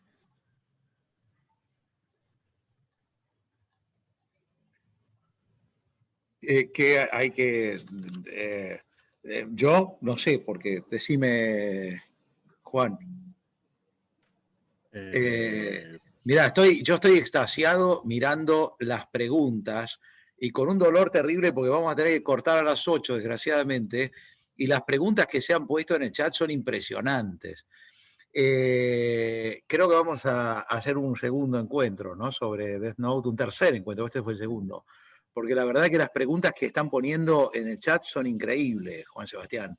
Realmente son increíbles. Sí, sí, sí. Están buenísimas. Estoy tratando de ver la forma de... No, están buenísimas. Con relación a la pregunta que hacen más abajo sobre si el evento lo vamos a subir a YouTube, sí, en 15 minutos. O sea, vamos a tratar de editarlo lo más rápido posible y subirlo lo más rápido posible y después haremos saber por todas las redes para que lo puedan ver y lo puedan difundir. Con relación a la glotonería voy a ser muy rápido. La primera cosa que me viene a la cabeza cuando pienso en la glotonería de L es que en realidad ustedes saben que L hay que decir L, porque en realidad es la única letra que en japonés no se puede pronunciar. Lo cual tiene una gracia muy grande, ¿no? Tiene un sentido muy grande, porque para nosotros la L es una letra que lo usamos muchísimo, pero en japonés no existe. De manera que es muy, muy interesante, pero no existe como letra autónoma. Pero lo que primero que me viene a la cabeza es la frase de Sigmund Freud, con perdón de Elizabeth, de que a veces un cigarro es solamente un cigarro, ¿no? Entonces, me pregunto si realmente tendrá una profundidad demasiado grande como para interpretarla la glotonería de L. A mí me parece que la glotonería de L es un factor que nos acerca mucho al personaje y lo muestra como un personaje complejo. No la veo con una relación directa con su función en la trama del manga, pero sí me parece que muestra una riqueza argumental del manga, que es una pieza muy bien escrita, o sea, muy bien hecha, muy bien armada, donde los personajes no son lineales, de ninguna manera. Y creo que esto para mí tiene que ver con eso, Juan Sebastián.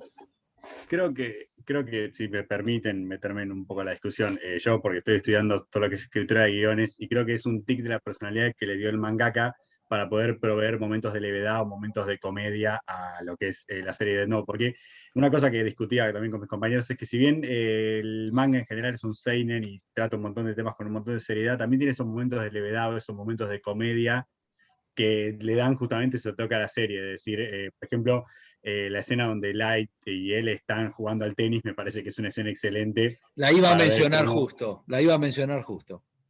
Cómo la serie también logra mantener esa especie de tono, o incluso la escena más famosa de la serie, que vamos a ser honestos, es la escena en la que Light come una patata y está matando a alguien al mismo tiempo. Y esa escena genera ese impacto de comicidad que también logra captar al público desde otro punto de vista, ¿se entiende? Creo que si la serie hubiera sido solamente mantenido el tono serio todo el tiempo, quizás no habría sido tan exitoso. Creo que también es esa idea de decir... Podemos agregar los diálogos que tiene con Ryuk y cómo Ryuk se interviene cuando a él le conviene, cuando él siente que se va a hundir, o también lo mete en problemas, por ejemplo, cuando no le dice que la Death Note hace visible a Ryuk a cualquiera que la toque, y entra justo la hermana, y se la advierte a un segundo. Entonces disfruta de verlo preocupado en cierta manera. Claro, creo que justamente son esos tonos, ya sea la glotonería o las interacciones de Light con Ryuk, lo que también hicieron esta serie tan atrapante. Y que las reflexiones de Ryuk sobre la humanidad son espectaculares.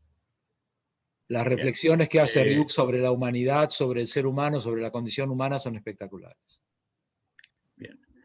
Ahora, otra pregunta hecha por María Basta, dice, ¿se podría decir que Kira también presenta en algún grado un trastorno límite de personalidad? Elizabeth. Bueno, en este sentido, yo miré el anime de esta manera. Miren, Light Yagami es el personaje, es el protagonista.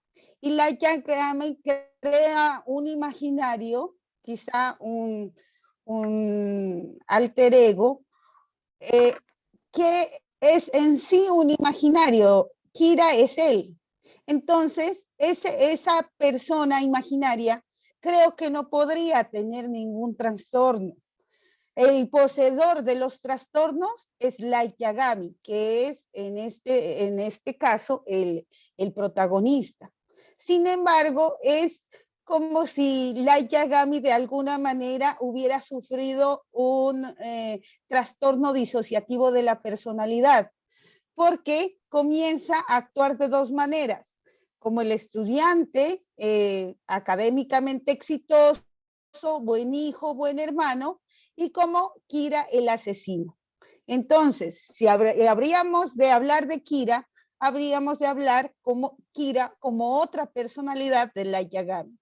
Y entonces ahí, aparte, Light Yagami tendría un trastorno disociativo de la personalidad. ¿Qué es lo que no me concuerda ahí? No me concuerda que en el trastorno disociativo de la personalidad, ninguna de las personalidades se conoce o recuerda qué es lo que hace. ¿Sí? En cambio, en este caso, es Light Yagami el que dirige a los actos de Kira. Espero haber respondido su pregunta. Muchas gracias. Sí, creo que una de las consultas más interesantes de Note es esta idea de cómo también, y lo discutíamos en las prácticas para este evento, cómo a Light en algún punto también se lo come el personaje, cómo la persona de Kira termina haciendo esa transfiguración con la figura de Light. Y eso también, cuando uno habla de interpretar a Light como un superhéroe, tiene esa idea, de que cuando uno agarra personas como Superman y Clark Kent, o a Batman y a Bruce Wayne, siempre tiene esa idea de cuál es realmente la máscara y cuál es la persona. En el caso quizás de Death Note, como Kira no tiene un disfraz, se vuelve más complicado incluso saber cuándo es una persona y cuándo es la otra. Bueno, nos queda espacio para una última pregunta, y es una pregunta bastante interesante de Paula Santamaría. Luego, Ricardo, las demás preguntas cuando guardes esta presentación, si logras guardar el chat como un Word, quiero que nos las pases, así las podremos tratar de responder desde el mail de la Sigma. Bueno, la pregunta de Paula Santamaría es: ¿es contradictorio la justicia con la pena de muerte, o la contradicción es actuar sin judicialización contra el sistema? Teniendo teniendo el sistema judicial y la facultad, estudiantes por aprender. Me parece interesante la pregunta. ¿Qué es al final contradictorio? Bueno, efectivamente creo que la pregunta sí genera muchas polémicas. Primero hay que pensar con lo siguiente, ¿no? Hay que analizar que en derecho penal existen dos vías. La vía normativa, que efectivamente todo se establece a través de la legitimidad, y acordemos que la legitimidad es un tema normativo, y que hace efectivo la justicia a través de un juicio oral y obviamente sentenciar, obviamente por los crímenes haber cometido una persona. Pero también hay que recordar que en algunos estados la pena de muerte o la pena capital o el derecho del enemigo del derecho penal se establece en algunos estados, simplemente porque estos estados primeramente no aceptaron o no evidenciaron el tema de los tratados de los derechos internacionales, la primera parte, donde son los tratados de lo que pasó en la guerra de Nuremberg. Y obviamente cuando pasó esto, se vino la evolución y la normativa en el mundo de ver el tema de los derechos humanos. Y obviamente solo aquí surge dos dudas. Una cosa es la justicia, otra cosa es la normativa y otra cosa es la legitimidad. La justicia sabemos que por ende son criterios o pensamientos personales de uno, del razonamiento humano, que cada quien hace, o sea, cada quien plantea su propia justicia, su propio planteamiento de conceptualización. Ahora bien, lo que hace el Estado es normal y creer que en base a la costumbre y a la evolución de donde se encuentra ese gobierno o ese Estado, genera normas para crear y tratar de, en cierta manera, establecer la justicia que todos creemos en un Estado. Pero ahora la pregunta es muy cierta. ¿Es contradictoria la pena de muerte con la justicia? Es totalmente muy contradictorio porque nadie puede irse primero contra un pensamiento humano. Y segundo, aquí sería la pregunta. ¿La pena de muerte estaría bien avalada en todo el mundo o no? ¿O está bien normada? ¿O está bien o se está yendo contra los derechos humanos? Ese sería, creo, para mí, el mayor conflicto que existe en el mundo. La normativa legal entre la justicia de un juicio oral o la normativa de una pena de muerte. Bien, quedándonos 3 minutos, sabemos que hay muchas preguntas que vale la pena responder. De hecho, había una pregunta que era quién estaba en lo correcto, si L o Kira, y que esa realmente nos daría para estar discutiendo por lo menos media hora más. Quiero que sepan que intentaremos nosotros tratar de responderle a ustedes, y si ven que no reciben una respuesta, recuerden que nos pueden mandar un mail de vuelta a nuestro mail, que es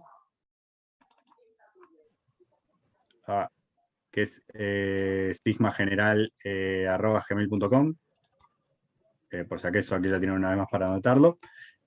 Así que muchísimas gracias. Sabemos que hay un montón de preguntas, sabemos que hay un montón de cosas por investigar. De hecho, una persona nos sugirió si podemos analizar el tema, por ejemplo, de Psycho Pass, y yo quiero decirles que un miembro de la comisión ya lo había analizado y que lo vamos a reexponer para el panel de noviembre. Y otra persona nos sugirió analizar Code Geass, y yo, como amante de los mechas, siempre quise analizar esa serie. Así que si alguien quiere analizar alguna serie en particular, se recuerden, pueden enviarnos un mail para proponernos su idea, o pueden enviarnos un mail con la pregunta en caso de que no la podamos llegar a responder nosotros por nuestros propios medios. Muchas gracias a todos por su tiempo, y le cedo la palabra a Ricardo por si él quiere darle un cierre. Oh, muchísimas gracias. Mira, estaba viendo a ver si vos podés, por favor, o Yanela, salvar el chat, porque yo no estoy encontrando la manera de copiar todo el contenido del chat y salvarlo para que no se pierda cuando se termine la reunión, porque hay unas preguntas buenísimas que merecen ser respondidas. Creo que cuando se guarda la grabación de un Zoom, se guarda el archivo de chat de alguna manera, como un formato de texto. Ojalá que sí. Ojalá que sí, porque yo, claro, lo que pasa es que hasta ahora nunca salvé, cuando convierto las reuniones, nunca me ocupo del chat, la verdad, siempre me ocupo de la parte, pero acá este es un caso en el cual habría que salvar el chat, porque la verdad que está muy bueno. Bueno, queridas amigas y queridos amigos, gracias por haber estado, gracias por haber compartido, gracias por esas preguntas espectaculares que aparte muestran la presencia. Tenemos que hacer el encuentro internacional de larga duración, de todo el día. Hay mucho que trabajar sobre manga y anime. En esta reunión están presentes, porque vi un comentario en el chat que me encantó, como me encantaron todos, que decía, yo me imagino la cara de algunos profesores de Derecho Penal, y dice de su universidad. No vamos a decir cuál es el nombre de la universidad, pero dice, yo me imagino en mi universidad la cara de algunos profesores y profesoras de Derecho Penal. Bueno, ¿sabes qué? Es que esas caras son las caras que tenemos que generar. O sea, esas caras de asombro. Hace poco, en un evento sobre cine y derecho, uno de los que estaban presentes me preguntó si acaso yo no pensaba que introducir el cine y la televisión en las facultades de Derecho no era bajar el nivel académico de las facultades. Yo me quedo pensando, la persona que te hace esa pregunta, ¿qué idea tiene de cómo está el nivel en las facultades de Derecho? Porque la verdad, o sea, para que vos robes algo tiene que haber algo que robar, ¿no?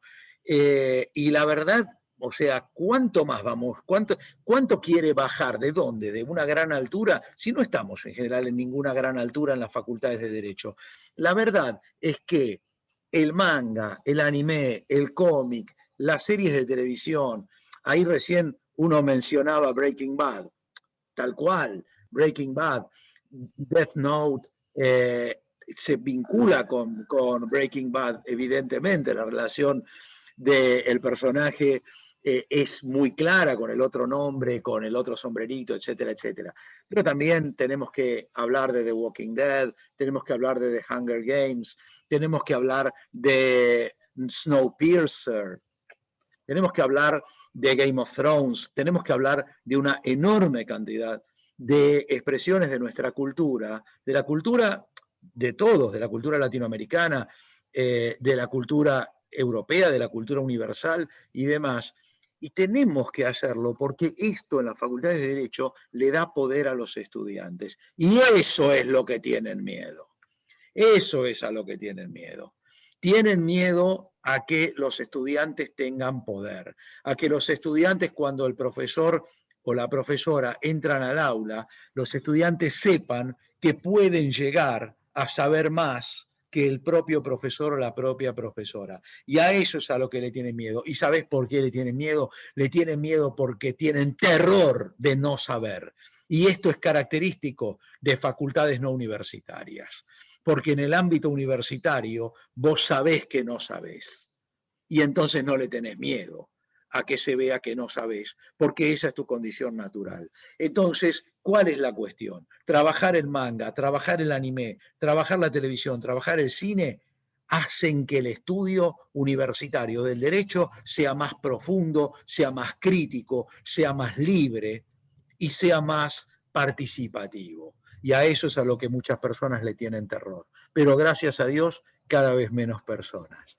Así que gracias, querido Juan Sebastián, gracias, querida Marilyn, gracias, querida Elizabeth, gracias, querido Juan Cisneros, gracias a Bruno Gardeñez, gracias a todas las personas que están haciendo esto posible.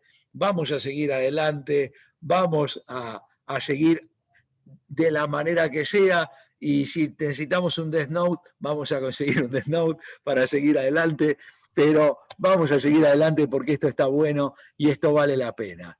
Así que, y si a alguien le interesa mañana, porque alguien decía ahí, uy, yo no sabía del Departamento de Ciencias Sociales. Bueno, bienvenida, bienvenido. Mañana tenemos un evento muy distinto, con las mismas coordenadas, si quieren ingresar, en el mismo horario, donde dentro de la línea que hemos denominado ya hace varios años Poesía y Derecho, le vamos a hacer un homenaje a una persona entrañable, que es María Elena Walsh. Y vamos a trabajar con la poesía de María Elena Walsh desde un punto de vista de lo que nos interesa a las mujeres y los hombres de derecho. Yo me imagino que una gran cantidad de ustedes, tanto de Argentina como de otros países, han cantado de nenas y de nenes las canciones de María Elena Walsh y se enteraron que hay un reino del revés donde un ladrón es policía y otro juez, y eso tiene mucho que ver con Death Note, ¿eh? Eso tiene mucho que ver con Death Note. Así que todo está relacionado. Gracias, muy buenas noches, cuídense mucho y nos seguimos viendo en los futuros eventos. Muchísimas, muchísimas gracias. Hasta luego.